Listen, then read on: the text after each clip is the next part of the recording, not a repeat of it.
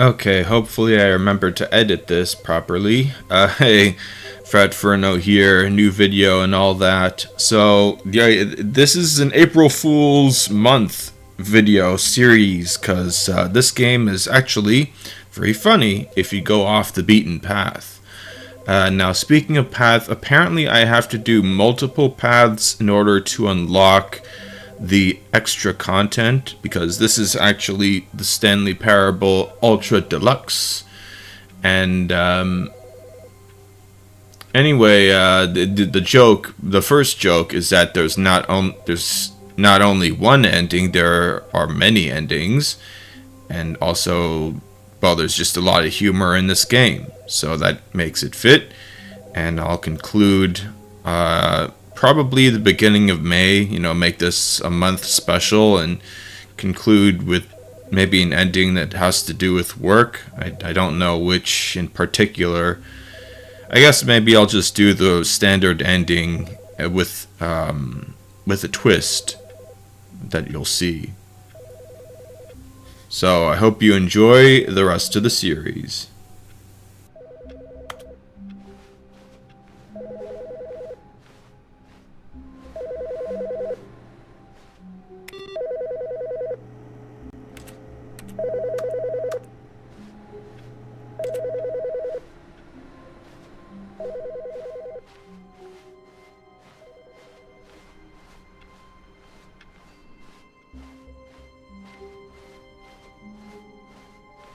When Stanley came to a set of two open doors, he entered the door on his left. This was not the correct way to the meeting room, and Stanley knew it perfectly well. Perhaps he wanted to stop by the employee lounge first, just to admire it. Wow, yes, this room. What a beautiful room. What a gorgeous, gorgeous room. Thank goodness Stanley had taken this detour on his way to the meeting room. Life without having experienced this room was now too horrible even to consider. But eager to get back to business, Stanley took the first open door on his left. Stanley was so bad at following directions, it's incredible he wasn't fired years ago. Look, Stanley, I think perhaps we've gotten off on the wrong foot here. I'm not your enemy, really, I'm not. I realize that investing your trust in someone else can be difficult, but the fact is that the story has been about nothing but you all this time. There's someone you've been neglecting, Stanley. Someone you've forgotten about. Please, stop trying to make every decision by yourself. Now, I'm not asking for me, I'm asking for her. This is it, Stanley. Your chance to redeem yourself, to put your work aside, to let her back into your life. She's been waiting.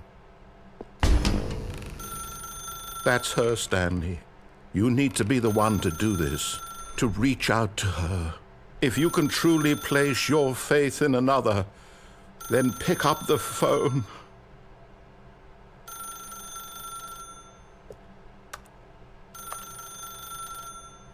As Stanley picked up the phone, a white light engulfed him, filling him not just with radiance, but with hope. Hope for a life reunited one... Wait. Oh, goodness. Stanley, did you just unplug the phone? No, that wasn't supposed to be a choice. How did you do that? You actually chose incorrectly? I didn't even know that was possible. Let me double-check. No, it's definitely here, clear as day. Stanley picks up the phone. He's taken to his apartment where he finds his wife, and the two pledge themselves to one another. Music comes in, fade to white, roll credits. Not picking up the phone is actually somehow an incorrect course of action. How is that even possible? None of these decisions were supposed to mean anything. I don't understand. How on earth are you making meaningful choices? What did you... Wait a second. Did I just see... No, that's not possible. I can't believe it. How had I not noticed it sooner? You're not Stanley. You're a real person. I can't believe I was so mistaken. This is why you've been able to make correct and incorrect choices. And to think I've been letting you run around in this game for so long. If you'd made any more wrong choices, you might have negated it entirely. It's as though you completely ignored even the most basic safety protocol for real-world decision-making. Or did you not grasp the severity of the situation? Well, I won't have that kind of risk on my watch. I'm going to stop the game for a moment so we can educate you properly on safe decision-making in the real world. Please observe this helpful instructional video. Choice. It's the best part of being a real person, but if used incorrectly can also be the most dangerous. For example, in this scenario, a hypothetical real person named Rupert has a choice. He could invent a machine that eliminates food shortages across the world to make life better for all people. Or he could spend years of hard work forgetting how to read. Which choice would you make? Remember that unlike here, the real world makes sense, and at no time should you make a choice that does not conform to rational logic. If you find yourself speaking with a person who does not make sense, in all likelihood, that person is not real. Allow the person to finish their thought, then provide an excuse why you cannot continue talking. Turn to a partner and practice saying, "My goodness, is it 4:30? I'm supposed to be having a back, sack, and crack." Excellent. Making choices on a regular basis is the best part to a healthy decision-making process. Most medical professionals recommend making at least 8 choices per day. Do you make more than 8? Less? And finally, if you begin to wonder if your choices are actually meaningful and whether you'll ever make a significant contribution to the world, just remember that in the vast infiniteness of space, your thoughts and problems are materially insignificant, and the feeling should subside. At this time, your instructor will guide you in an exercise to test and reinforce the material covered in this video. Welcome back. You may have noticed that this room has begun to deteriorate as a result of narrative contradiction. But not to worry. Now that you're properly informed on good decision-making, we're going to revisit a choice you made just a few minutes ago and see what the correct thing to do would have been. This way, please.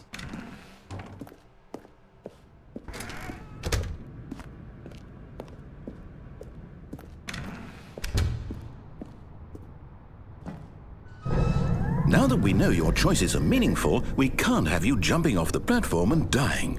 Imagine the main character dying senselessly halfway through the story. That story would make no sense at all. We just need to get you home as soon as possible before the narrative contradiction gets any worse. Unfortunately, it seems this place is not well equipped to deal with reality.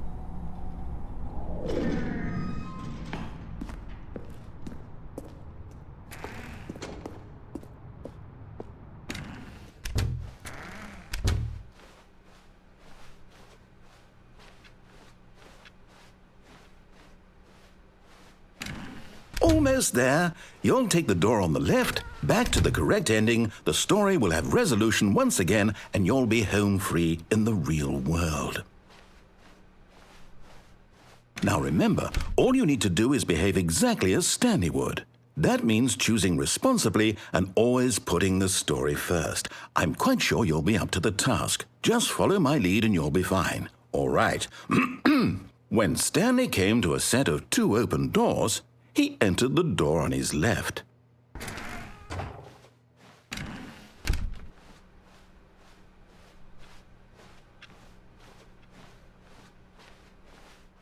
Yet there was not a single person here either. Feeling a wave of disbelief, Stanley decided to go up to his boss's office. Hoping he might coming to a staircase, Stanley walked upstairs to his boss's office.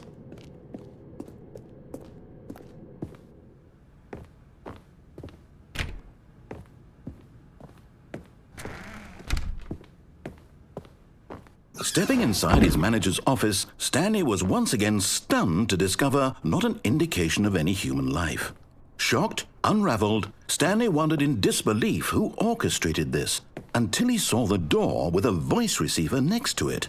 Surely behind this door lay all the answers to his questions. And beyond all probability, he knew the passcode. He had seen it on his boss's computer just last week. Nightshark 115. Was this the code to open the door? Would it still work? There was only one way to find out. Stanley had been trained never to speak up, but now he would draw from within himself the courage to face the unknown. He drew a sharp breath and then spoke the code.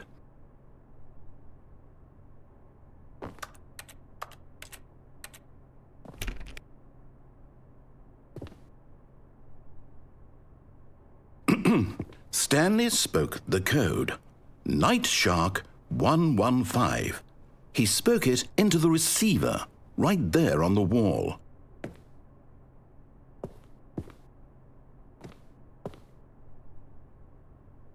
I'm sorry, is there a problem? You didn't mishear me, did you? Please speak the code into the receiver. Otherwise, we can't get on with the story. This is a crucial step.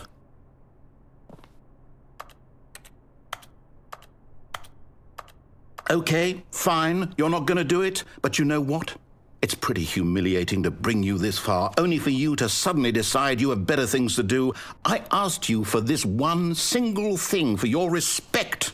The kind of respect Stanley shows for his choices. He knows what it means to take a story seriously. If you didn't want to see what I had to show you, then why did you come here? You had a choice, you know. You could have gone through the door on the right. You could have done whatever the hell you wanted over there. Why did you come this way? Speak. Say something to me. Explain yourself, you coward. You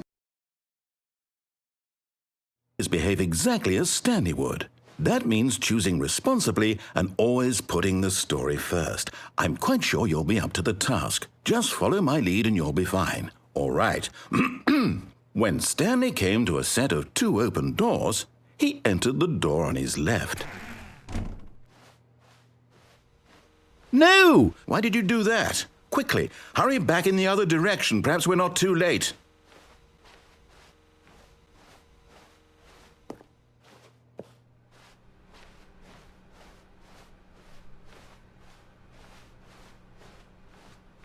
Oh, it's ruined.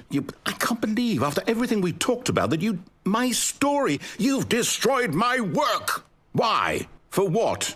What did you get out of that? What did you think was so special about seeing the game undone, left here like so much garbage? It's worthless now.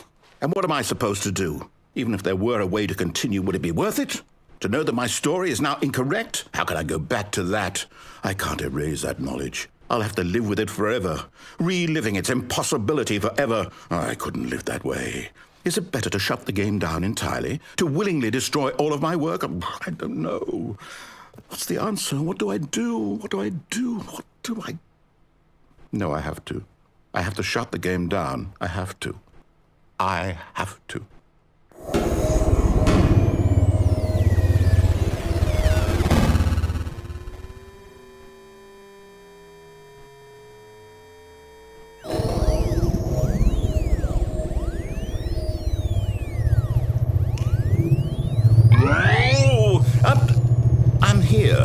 I'm still here in this pile of rubbish, with you, who thought you were so clever. Now look where we are. My entire game is destroyed. It was the only thing in the world that was mine, and you've run it into the ground. What, did you think that would be funny? You just had to see? Didn't I impress upon you how important it was to be like Stanley? He actually knows how to do what I tell him to. He understands that if I say to do something, there's a damn good reason for it. That thought hadn't even occurred to you, had it? That there's a world outside of you? You're a child. Oh, my story. If you'd just gone through the door on the left, you would have seen it. There was a whole underground facility. You would have destroyed it and been victorious. It would have been so perfect. I worked so hard on it. I tried so hard to make... When Stanley came to a set of 2 open doors, he entered the door on his left. Stanley? Hello? Are you... Is everything okay? Stanley, please. I need you to make a choice. I need you to walk through the door. Are you listening to me? Can you hear me? Is everything all right? Stanley, this is important. The story needs you. It needs you to make a decision. It cannot exist without you. Do you understand me? Whatever choice you make is just fine. They're both correct. You cannot be wrong here. We can work together. I'll accept whatever you do. I simply need you to take that step forward, please. Choose. Do something. Anything. This is more important than you can ever know. I need this. The story needs it. So, you hear me? Are you there? Are you listening to this? Stanley, are you there? Okay. It's okay, I can wait. You need time to decide.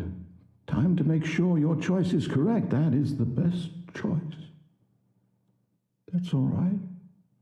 I'll wait for you to decide what's the right thing to do. Take as much time as you need.